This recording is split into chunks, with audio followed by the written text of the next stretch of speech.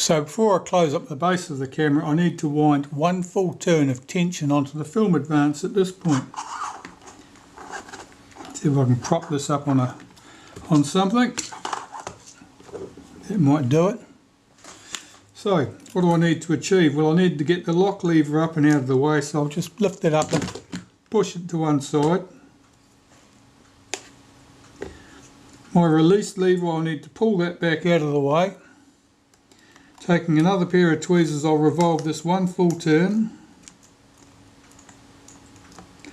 Drop my release lever and my lock lever back into position.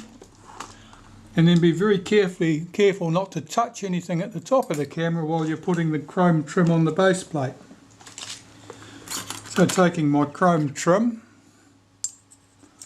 I'll pop that on there and fit its 7 screws in place. These are all nickel plated screws.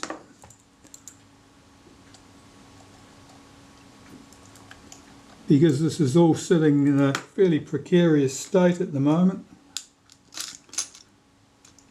I will get the 3 screws on at this end and put my advance lever in place.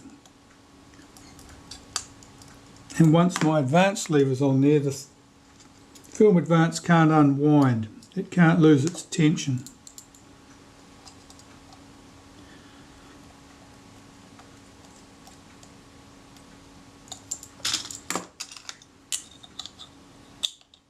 Here's my film advance lever.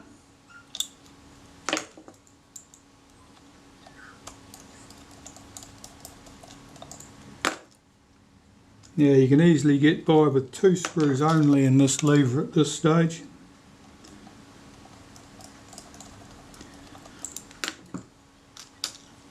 I'll put the whole 3 in so that I can keep track of where the screws are. Okay, so that part's together. That film advance in theory now should work. So if I press down the release shaft, hold down the lock lever shaft, I should be able to swing the film advance lever and it'll return to its rest position. So that's all good. I'll carry on and get these screws in on the base plate, and we can move on to the next part.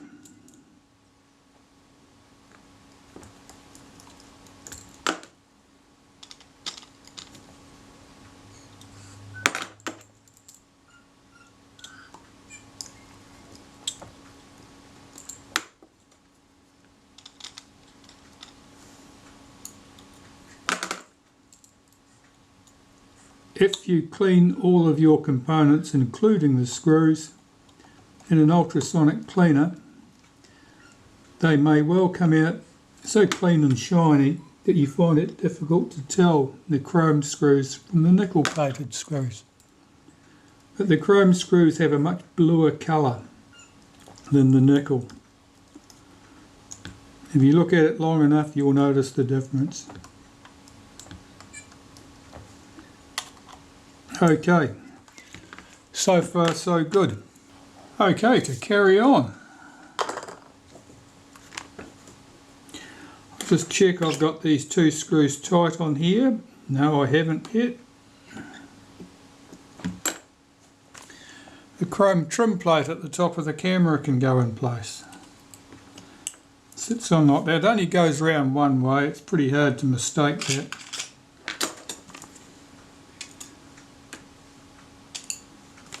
The strap lug at the rewind end. You'll notice that the holes in the strap lug at the bottom there are slotted.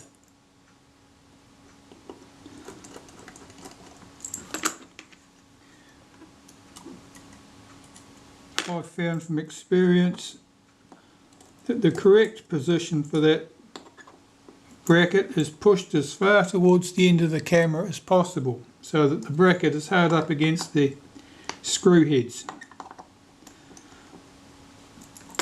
99 times out of 100, that's going to be exactly where you want that to be. So at the other end, we've got our cocking rack. Just checking this, seeing what state it's in, and it all looks very good. In fact, this camera's obviously done very little work. So some synthetic grease, some on the rack, making sure grease goes in the teeth, both sides of the lower portion there, underneath at the top portion. Put this in position.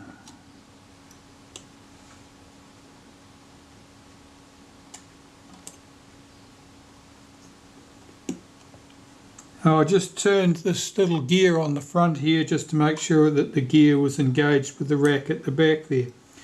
I'm going to position the rack exactly like that.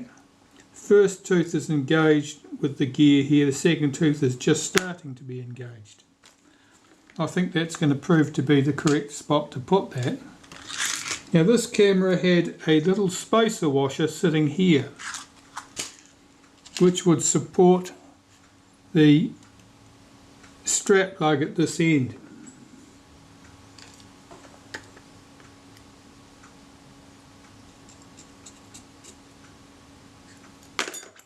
Your camera may or may not have a spacer washer there. If there isn't one, don't panic about it.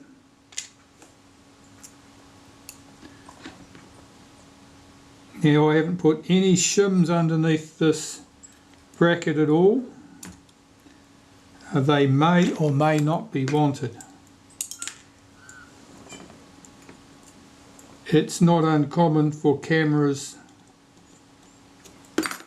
that had shims when the camera was originally assembled to no longer need shims at a later date because stuff is worn a little bit and so the clearances are larger than they used to be, and so there's nothing interfering with anything. So this little hold down bracket on the back, held on with two screws, one of them is this post. And I have a special screwdriver for doing that post. So I'll just load that up.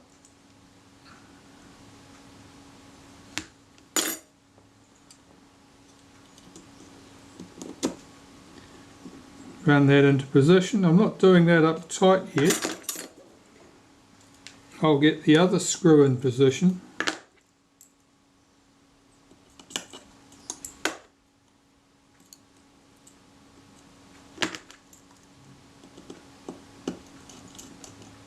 Do that up tight.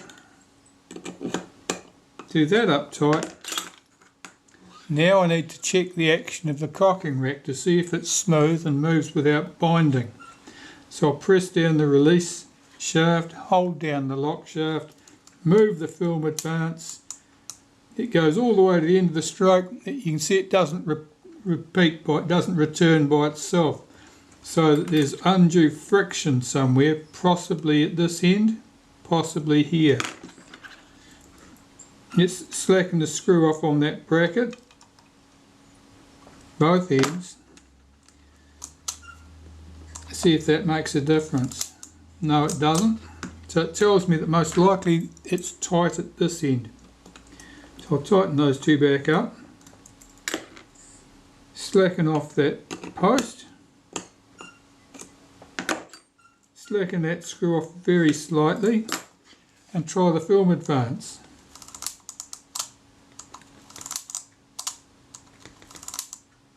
I have to say that's not returning particularly smoothly either, but I know that there's plenty of play there, so that's not my problem.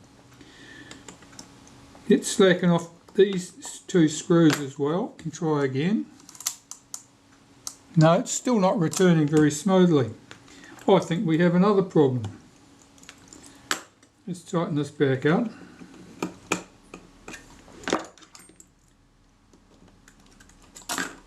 Take the strap plug off.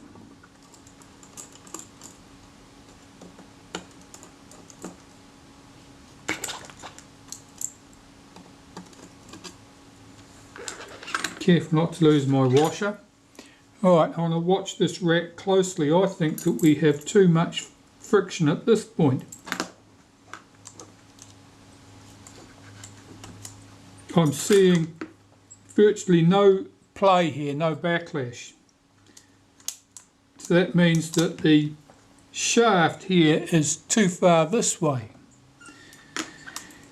So what can we do about that? Well, there are tricks. So I'm going to loosen up the strap lugs at this end of the camera, because that'll allow me to move the chrome trim slightly.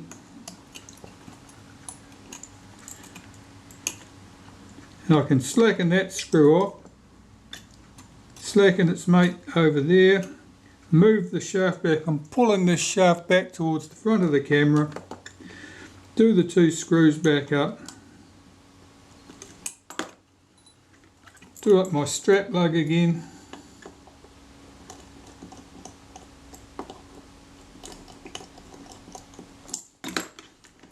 and swing that part the way through the cycle and check if I've got any rattle room. I really don't have much at all.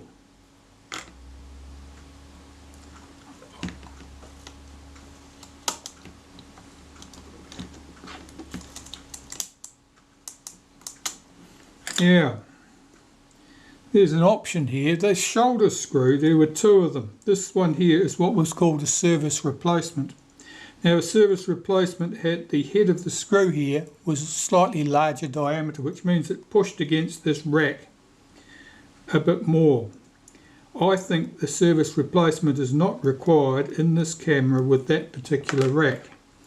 I'm sure it was put there with good intentions, but I'm not sure that it's the right thing to do for this camera. So what I'll do here is we'll just remove the rack.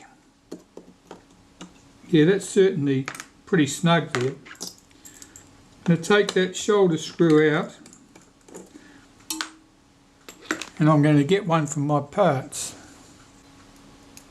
Okay, I have one from my parts.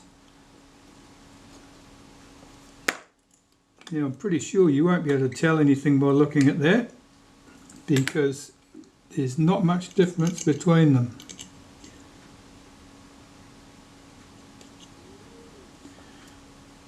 But this should give a bit more wiggle room. There's wiggle room there now. So I'll put this all back together and we'll see how it behaves. I'll be very surprised if it doesn't just move very smoothly indeed. Exactly as it should. Now the service replacement, when were they used? Well, they were used to take up excess play at this point. And why would there be excess play? Well, it could be just down to manufacturing tolerances. It could be that a cocking rack was worn, and so that there's a little bit more slack there than there should have been.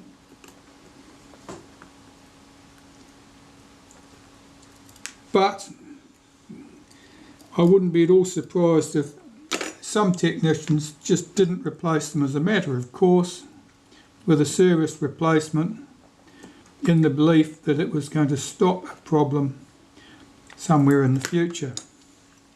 And they may have been right, but not necessarily.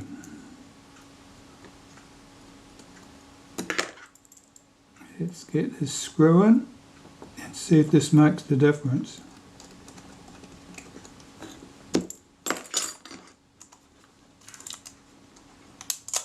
Yeah, that's it.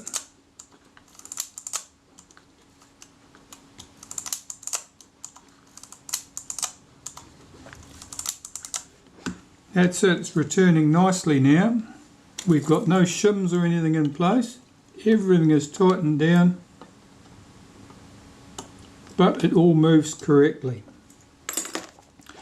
So that was the difference. That's the difference between the service replacement and an original part.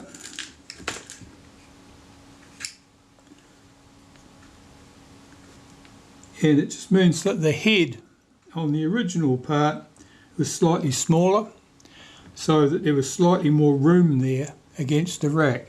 So that was a an uncommon thing to find, but that was just happened to be the case here. But the camera's back together, we have the cocking rack in there, everything's moving smoothly. That should be good to go. Okay, time to put the front door back on this. So I'll take some synthetic grease, I'll wipe in there, wipe in there.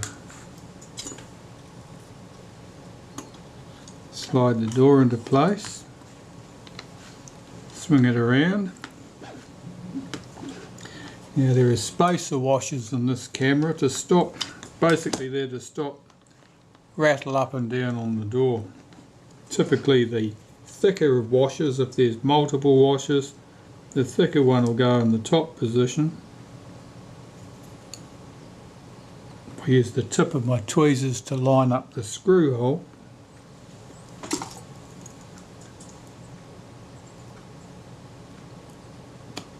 Put the screw in, get that started.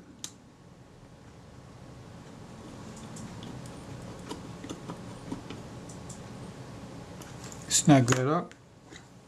Flip the camera over. It's important that you have the rubber band on the shutter release so that the shutter release shaft doesn't fall out while you're doing that. Otherwise it'll cause you no end of grief.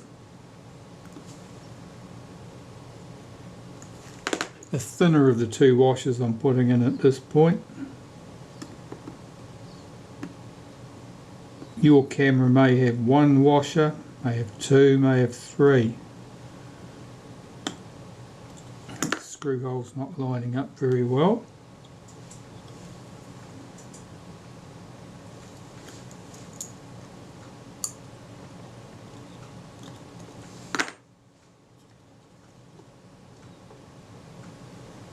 That's better.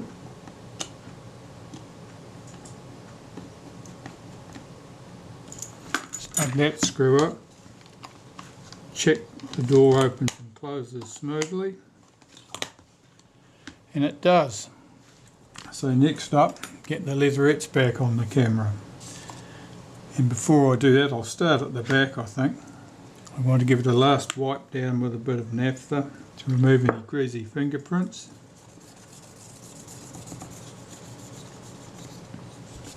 So that the adhesive will stick the leatherette well.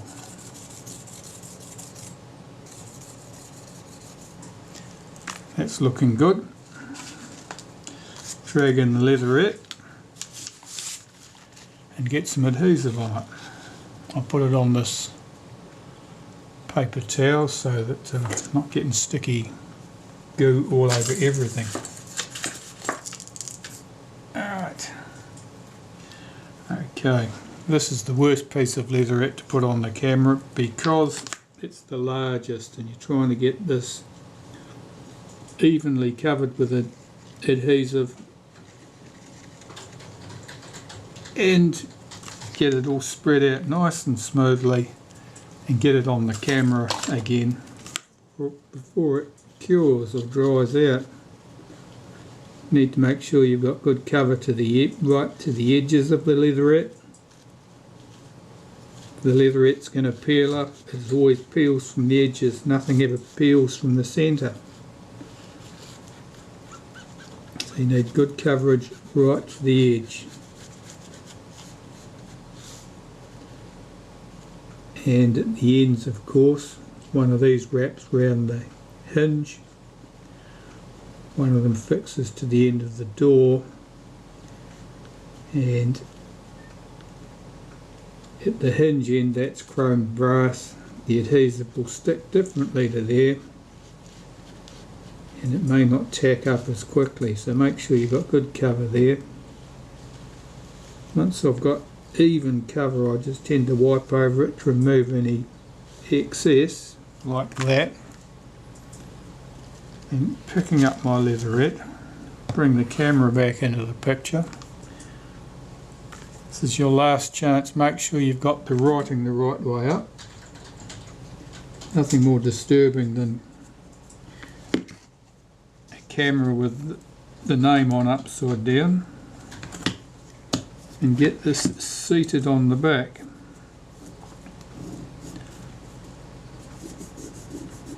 While the adhesive here is still wet, it'll just rub away.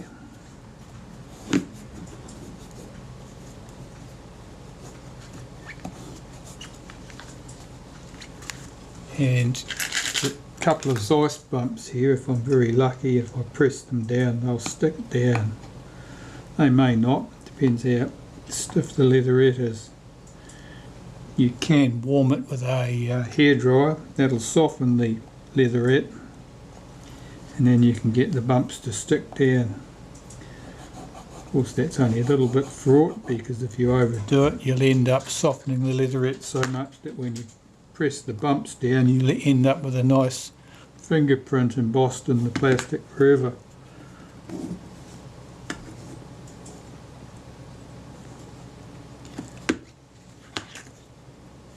I'm making sure the corners are all tucked in. That looks pretty good. There's a bit of adhesive snuck over the edge there, so I'm just going to get a bit of naphtha and remove that before it cures.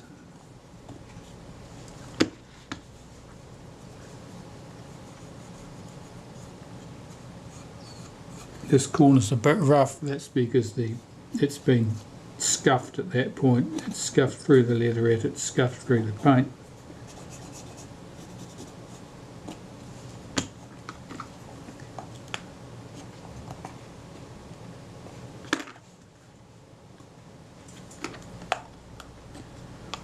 Alright, that bit looks pretty good. Now get onto the side panels. Same practice for where the front panels go on. The last wipe down.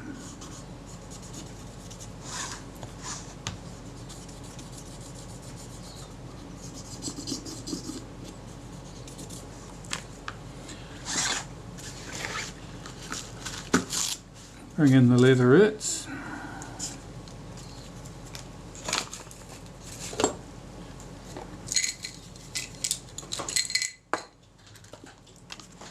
And the same thing all over.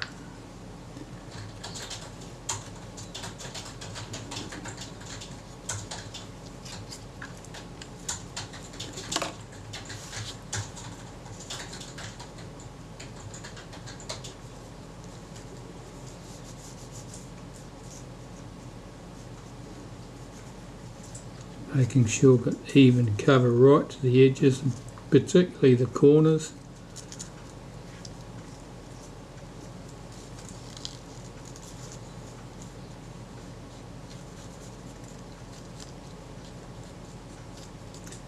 Once I've got good cover on everything, I'm taking off the excess, otherwise that might cure to lumps underneath the leatherette. Okay, so I don't know which one I've got in my hand here, let's have a look.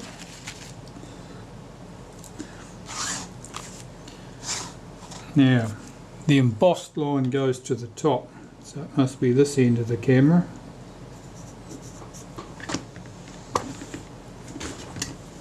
The door opening end.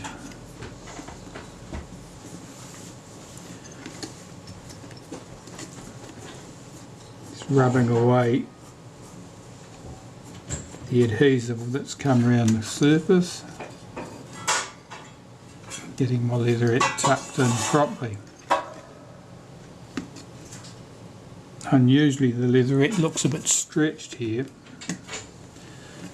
More commonly it's shrunken and doesn't want to cover particularly well.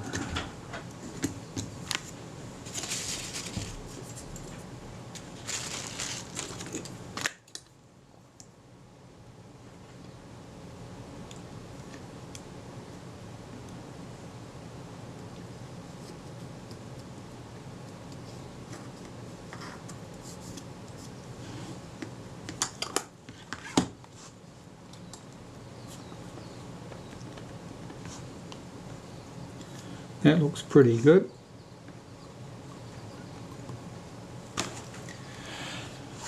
And now on to the one for the other side.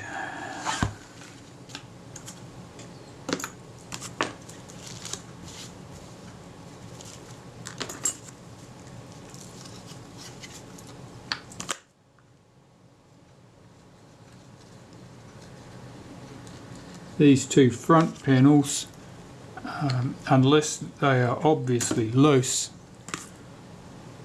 peeling up at the edges or something, you probably don't want to ever remove them from the camera.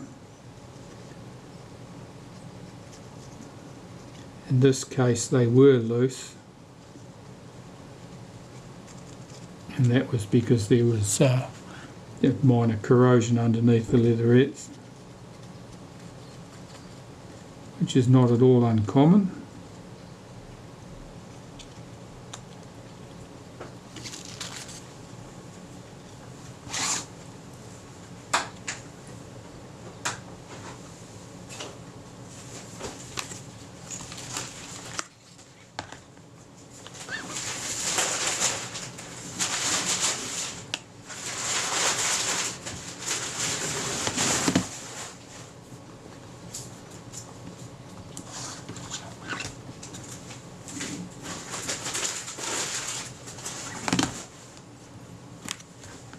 Now, there were no Zeiss bumps really on the front panels of this camera, there were only ones on the back, and that's because the alloy of the casting is different to the alloy of the pressed aluminium back, and so corrosion affected them differently.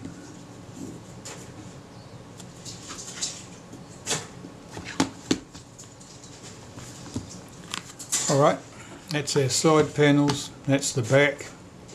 That's looking considerably less bumpy than it once did.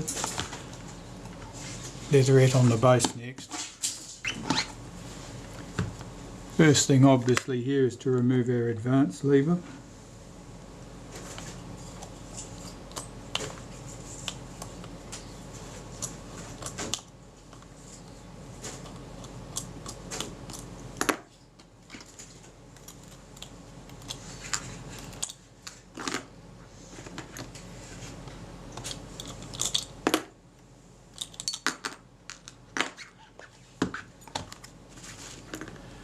And the same as before, give that a last wipe to remove greasy fingerprints.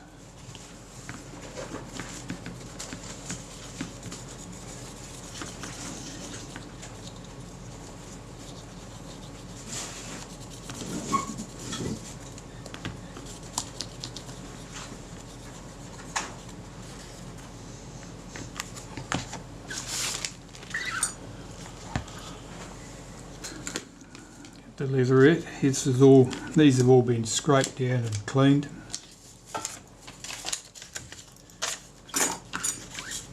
If you're dealing with small pieces of leatherette or odd shaped pieces of leatherette, it can often be useful to put your adhesive onto another piece of paper,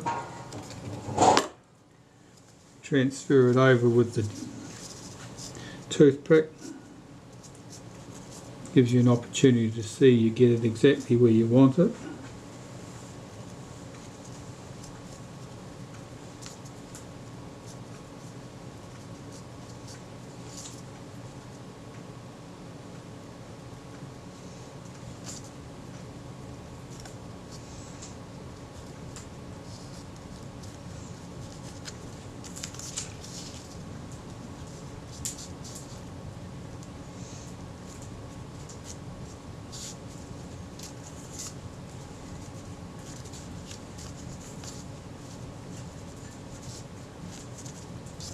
With some leatherette, particularly some of the early Retina 3C types, the plastic coating on the leatherette is very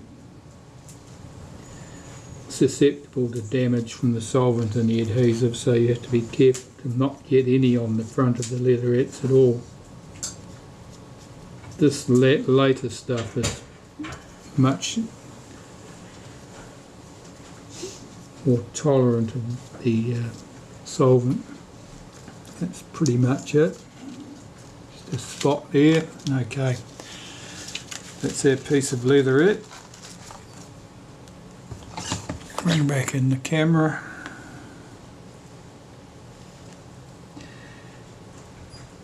And get the leatherette into position. This is a The adhesive is designed as a contact cement, and a contact cement is normally intended to be used by applying a coat to both surfaces, waiting until it tacks up and then pressing it into place. But that would be next door to impossible to getting your leatherettes correctly positioned if you were to try and use it like that. So this stuff is best used wet on one surface. I'm just checking that it's firmly around in the recess and around that boss there and around this boss here.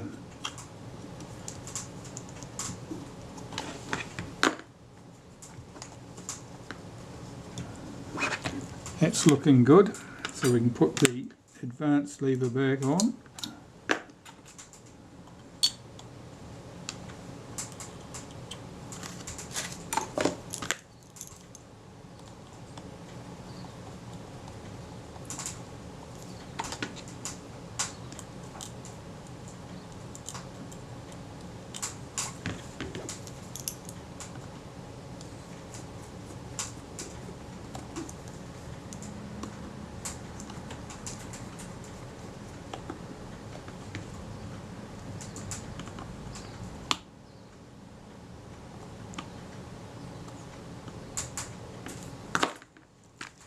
And the last piece of leatherette is the patch for the advanced lever.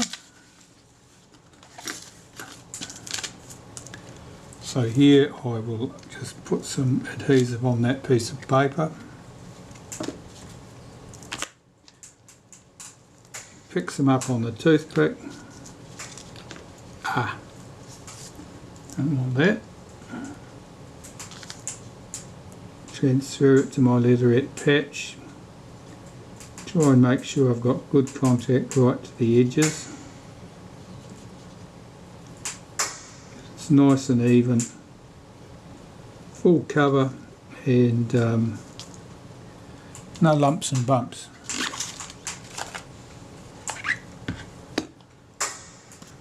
Now the leatherette does have a pattern.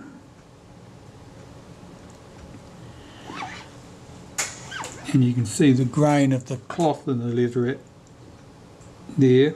So I'm just trying to line up the leatherette patch to keep it in the same orientation.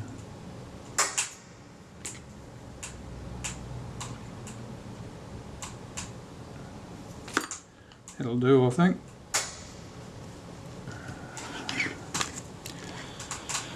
So at the base of the camera we can have our tripod sockets around and the back catch cover in place.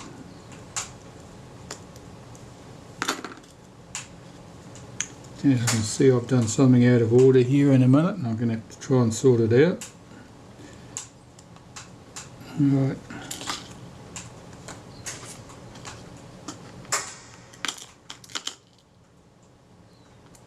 Get that spring hooked into position.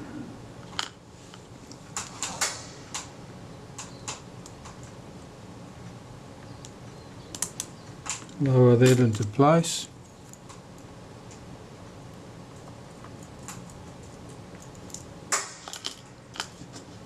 Check that it moves freely. It doesn't. I can see that this back catch here is actually twisted. I'm going to take that off and straighten that out.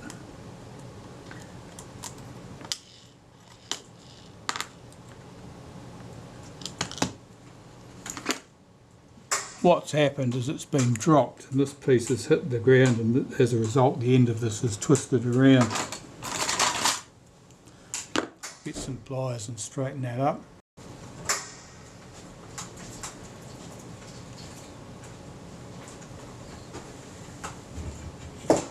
Yeah, you can certainly see it. It's somewhat less than squared up there.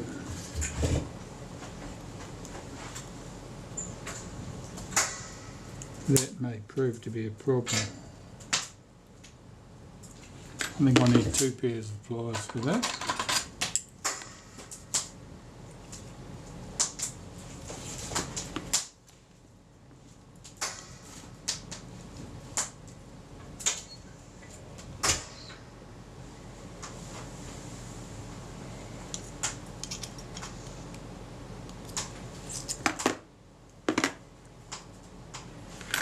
Alright, that looks a little bit better. We'll see if that'll go on nicely.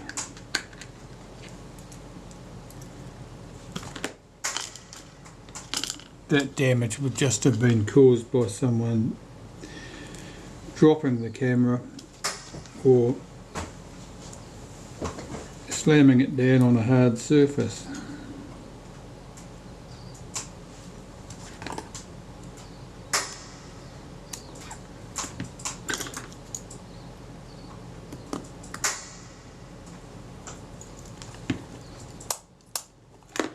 That's much better.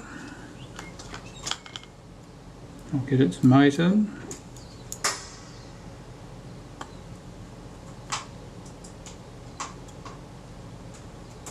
Tighten them up. That's working well. Well, the leatherettes went back on without too much of a fight. Here's the piece that should have gone on before the door was fitted. That's the return spring for the shutter release. Now I've got to try and wriggle it into place with the door on, which is tricky.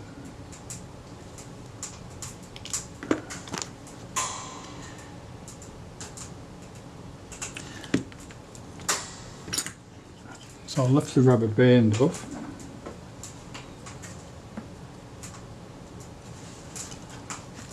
Looking down the side there, if I lift up my shutter release shaft, I need to be able to feed my spring into position over that.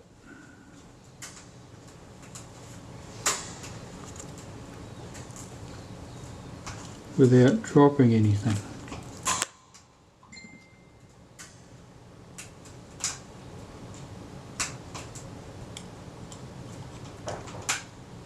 It's not looking very hopeful.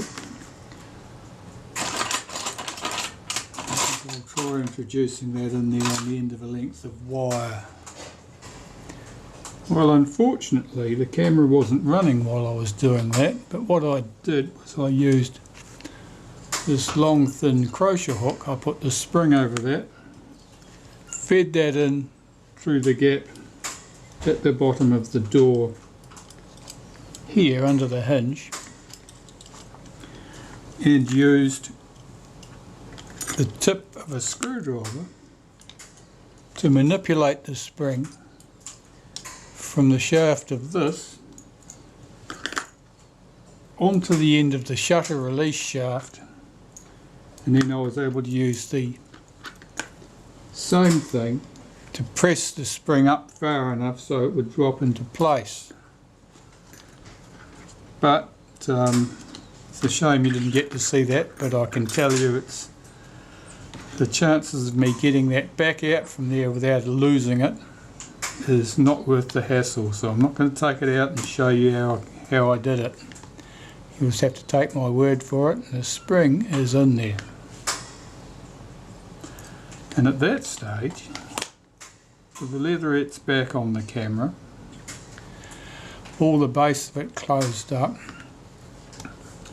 really there's no more to be done on the top of this until the top cover has been cleaned.